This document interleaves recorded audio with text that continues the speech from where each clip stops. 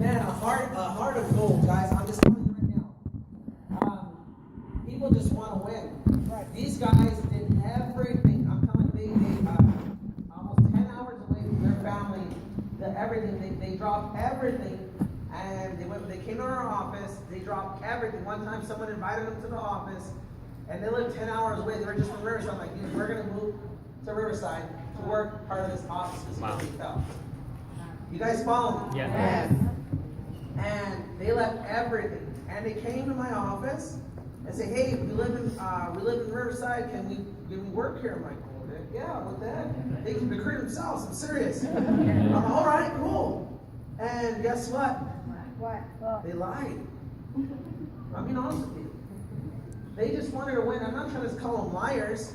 It was a white lie. They wanted to win so bad that they moved to Riverside, 10 hours away from where they live. Their family, everything at home. I mean, they left everything back home because they just wanted an environment, leadership, and that you guys can create. You guys follow me? Right. And guys, what happened was I found out they didn't even have a place to stay. They were staying in their car. They wanted to win so bad. Wow. Guys, you know what they did? They knew 0 people. 0. And they said, we're not going to take this environment for granted. We're not going to take our leadership for granted. And guys, they ran with it. They would get 20, 30, 40 names a day. Wow. They would door knock, whatever, like, I ain't door knocking no more, it didn't work. I mean, they just got embarrassed. They did whatever it took. But guess what, guys? How many months into it, you guys made 11 grand for the month? After 5 months, they made 11 grand for the month. They're watch wearers. Their first year, they got their watch. They're going to get to RVP. They're going to get to RVP. Guys, by November, December of this year, there'll be RVPs. All right? Big base shop. Right, guys? They did over 30,000 plus from scratch. Wow. From 0. You guys follow me? Yeah. And honestly, I know it sounds weird, but man, these guys are my little brothers. I love them so much. They're hard. They're so coachable. They're just so giving. I never asked them to just like Sam said. I told Cole to run up here. They don't care what anyone thinks. You know what they care about? What their coach thinks. Right. And that's rare to find. People are coachable. I said, run through that wall. They don't even, I'm not kidding. Run through that wall. That's rare to find. You think I'm kidding? If I don't get you in trouble. If I tell them to find a way to go through that wall, they will find a way to go through that wall. They want to say, why, coach? Why? They're like, dude, the coach said that we need to go through that wall. We need to go through that wall. That's why they went. And that's why I'm telling you, they're going to be giants. You mark my words. It's not if. They're only 26 years of age. They just turned 26. Wow. They're going to be millionaires before the age of 30, just like I did. Yes. Woohoo! Give it up for Jose and Miguel Chavez.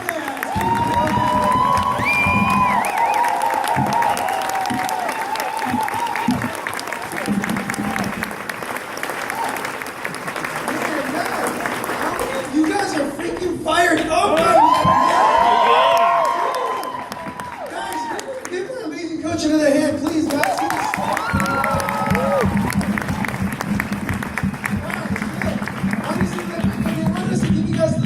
How it feels to be part of this amazing hierarchy and the environment that we came into, guys, because just like Coach explained, environment, energy is everything. Leadership is everything, guys. And obviously out here, people are already winning. Your leadership is amazing. You just have to follow your leader's play, guys. But I'm going to give you guys a little bit about what we came in and what we saw, because look, when we came into the office, one of the very, very first things that we seen was a lot of energy, guys. Okay, can you guys imagine if we ever go into and I door knock, or let's say I talk to him, I'm like, hey, I have an office and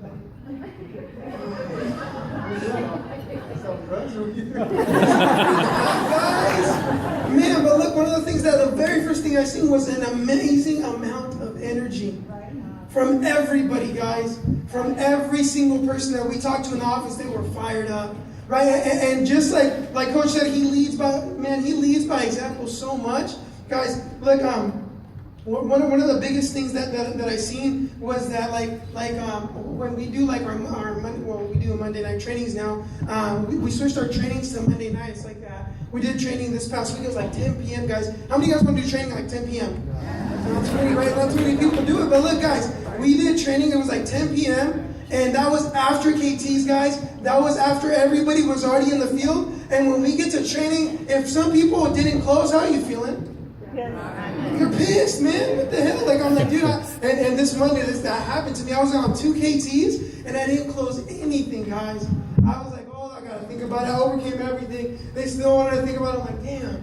Right? But then I get to the office, right? I'm not feeling good, but I get to the office, and I talked to one of the guys that he sat down and did an agent confrontation, and the agent from the other company, right, Transamerica, right, we're going to put them out there, guys. Look, they were like, dude, we showed him everything, and he's like, dude, the agent, this is what they said. They were like, oh, I got a call, and they're like, hello? Oh, it's an emergency? I got to go, guys. And he took off. And our agent's like, what the heck, this guy just built, dude. How am I going to feel if he's fired up, he just closed, if he just made money? How is that going to make me feel? Better. I'm fired up too. Now I can't do that, guys. And it's the environment. When we got there on Monday, dude, everybody, for those of us that didn't close, some of us did, they're pouring into us. We need the meeting, right, guys? We need the environment, right? And when I left, guys, I was feeling like, man, I was like, dang. And I didn't really want to show it, but as soon as I left, dude, I was super fired up. I'm like, man, tomorrow I got KTs, and tomorrow I'm going to close.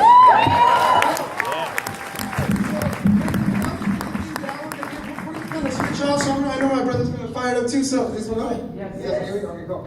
Another thing, guys, Mario told you guys when we moved out to Riverside, we didn't know absolutely anybody. So think about it, it's just me and my brother, and we're staying in a car. You know what I mean? And one of the biggest things that we showed up at his office, and have you guys ever? I don't know. Has anybody ever left home, or has anybody ever dropped to college and leave? And just being realistic, how many people got homesick? If somebody didn't get homesick, I think they're lying. You know, everybody gets homesick. You miss your family. You don't have that relationship that you have with your parents, with your cousins, with your relatives, or anything like that. You don't have that. So it's just us two. And I know what I really, really hope this out is that he took us in like family. He treated us like, so from the moment he opened his doors and we signed our IVAs with him, he treated us like family. You know what I mean? We're in a whole different environment. We didn't have nobody had our back. It was just us. You know what I mean? But we knew that he had our back. And the way he created his culture and his environment, it is a family. It's not, he always says, oh yeah, these people, I treat them like family. No, that's a lie. That we are his family. You know what I mean? We stayed there, like, he's helped us so much. And it's crazy because everybody wants to be part of the family. You know what I mean? R. Williams says it all the time, everybody wants to be part of something bigger than themselves. And when you create that culture, you create that environment, when somebody walks in, if somebody goes to their job, a lot of times you won't even like their coworkers. You know what I mean? And if you're at the office, like, everybody has each other's back, there's no gossiping, there's no, I don't like him, or he doesn't like me, or he didn't. Everybody has each other's back. You know? And when that bond gets created, when that culture gets created, it's crazy the amount of success that you can have. It's crazy the amount of success that you can have. Because it's not about who's how, it's everybody just giving. He gives me, I give him, everybody just gives. And that culture, like I said, it started with him, he created it. And I know that's one of the biggest things that leads to our success. We have each other's back. And since we're so close like that, we can give each other crap, you know what I mean? Like he was feeling negative, he was feeling bad, and I'm not gonna put him down more, but I'm gonna be like, hey bro, you know what I mean? Make him work a little bit harder. And I'm not putting him down, I'm just saying it's a challenge, it's a competitive challenge. That he's like, you know what? Next time I'll double book, and if I see that it's not going well, I'll leave and I'll go to another one. You know what I mean? So the environment that you guys create, that unity that you guys have. The time that you spend, see, it's not just about business. It's about like going out to spending time with each other. You know what I mean? I know one of a really, really big thing that we have in our hierarchy is like dinners. Like during the fall, we have like dinners and stuff. And this is aside from the business. You know what I mean? This is like when everybody's getting together with their families, we get together with our base shop, with our office. And we have dinner, we break bread together. You know what I mean? We talk about our Lord. and say, hey, what do you want to do? Let's keep each other accountable, you know what I mean? Right. We become a family, and that, I know, that's one of the biggest things that helped us meet our success. We knew that everybody had our back. Everybody had our back. It wasn't just us going against the world. It was our team, it was our office. It was our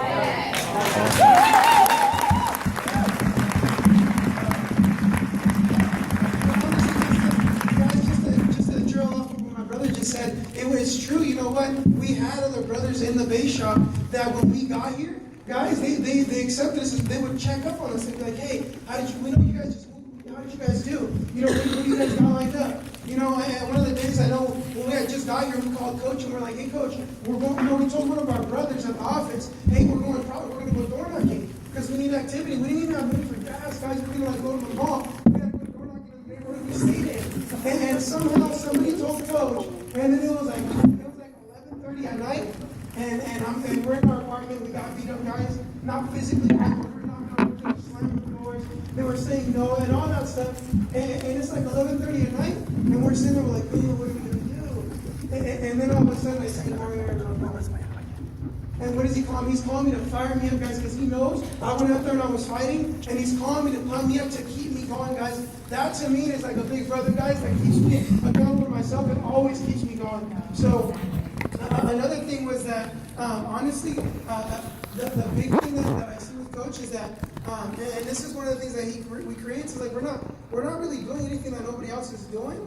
The only thing is we're like literally pushing, and like he says, if this is how far you can stretch, we really do take a little bit more, guys. You guys, how many of you guys have heard that leaders show up to the meetings early and then they leave? Right? So you guys have all heard that, but the thing is, he's like, hey, you know what? You got to get into the mindset. If it's odd night, you can't get to odd nights at 7. You can't get to odd night at 7:05. You get on 6:55. You can't be. You got to create the environment. Right? So what do? We get there at 6:15. Latest 6:30. Right? But we got the music going. We start high-fiving each other. We start getting ourselves in the mood. We start creating what, guys? Energy. We start creating the environment. So when our guys get there before their guests, the leaders, we high-five and we pump them up. When the guests get there, they fire their guests up. And when we leave late, why are we leaving late?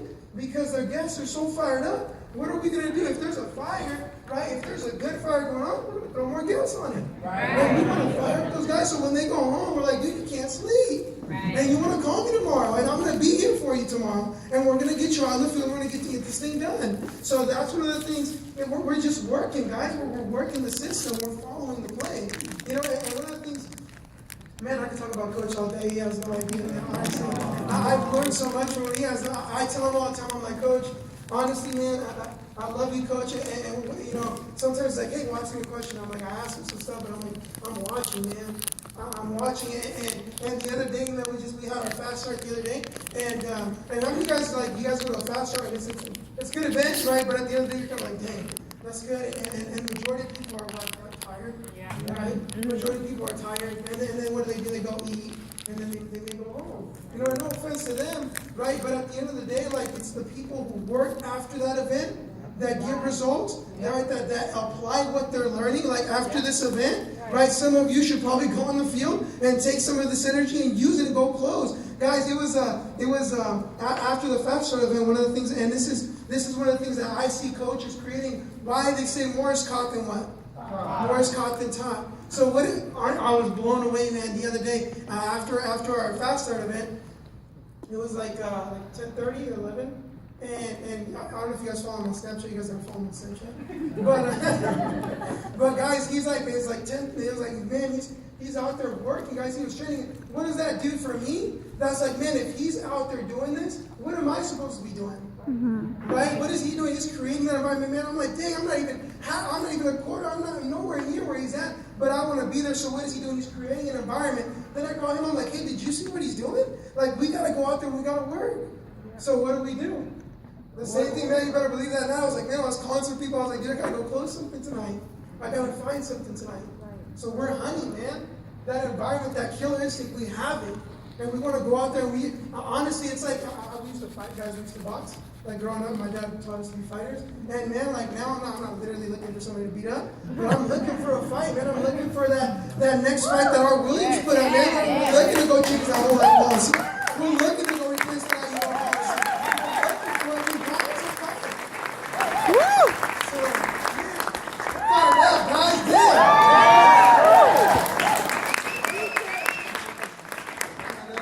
Another huge thing that I know that Mario did, and he's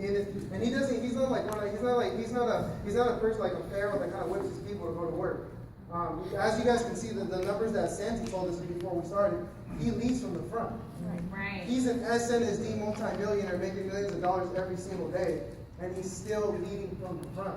Right. You know what I mean? So none of us, we can't really. I feel like I can't be at home just sitting down, not doing nothing. Like I'm like, man, Mario's probably out somewhere. Now we'll follow him. Essentially, he's out in a point. He just closed. He just recruited somebody. He just built somebody for his team. You know what I mean? Yeah. So he young way before we got there. He created a culture of 10,000 person. You know what I mean? It wasn't everybody. I'm sure it wasn't easy when he started. But every single month he would go for everybody to 10,000 person. You know, and in our office is a little bit different. In our office, if you're not doing 10,000, it's like no offense, but like, who are you? You know what I mean? Right. And that's the culture that he's bred. So, and everybody has it. There's not one person that can't go out there and we're going to close 10 to 50. If you're working 10 to 15 clients in 1 month, it's nothing. If you're working, you know what I mean? If you're working. And that's one of the biggest things that he created. I'm like, man, that moves people, that drives us, that helps us all like push each other. We keep each other accountable, like I said. We call each other, hey, you know what, I'm already at 5 life after this one. What are you at? You know what I mean? And it's like I said, that little edge that just makes our team that much better. So I mean, I don't know, guys. I mean, that's what I got on my end. I don't know if you have anything else to add. I think the last thing that I would want to add to it is how many of you guys really want to get this business going and you want to be like great? Like how many of you guys really? The thing that I see, like the culture that we have, one of the biggest things that even helped me, like, because I was really shy, guys, before, but it helped me really get out of my shell was we started holding each other accountable to another level. Like, we'd get together for our trainings, and they'll be like, hey, Jose, come up, and I want you to, the coach always says the best way to learn something is to teach it, right? Master it is by teaching others, right? If you really master it, you can teach somebody else. So we'll be in a group with all our peers, all our brothers and sisters, and they'll be like, hey, come up, I want you to train on how we do the bro, right? The beneficiary rollover that he just gave everybody. That, by the way, the very first day I used it, I'm not kidding you, I delivered a policy and I was like, hey, I'm not sure if you know this, there's $19 billion that have been delivered, beneficiaries don't know the beneficiaries, everything. And they gave me 5 names and numbers, just like Coach said, right? We made the calls, I went out, I closed $3,500 that same day. Wow. Do you guys think I believe that it works? Yeah. That thing works, guys, and that's what I'm saying. The best thing that we do is he calls us and, hey, I want you to teach it. And if you don't know it, what should you probably be doing? Studying everything from the fast start to recruiting to the beneficial, everything. Mastering everything, because you can't, you live like it puts you on the spot. Next week, you think like I remember you put me on the spot, I was like, dang, I was on nervous, right? But the next week I was like, man, I'm gonna study this thing, so the next time I want you to call on me. Right. Next time I want you to ask me to come up to the front and ask you to explain this, because I'm holding myself accountable to myself, right, and my family's counting on me, and my coach is counting on me. Right? So you better believe we go and we take our time and we learn everything, we master it, so the results on the back end will show. I think those are some of the biggest nuggets that we feel, and that environment that we just stepped into has impacted our business so much. And I'm super blessed, Coach, to even call you my coach. I'm so honored to even, I feel like honestly, honestly, I don't even know where I'd be if I hadn't had the opportunity with the coach. So I really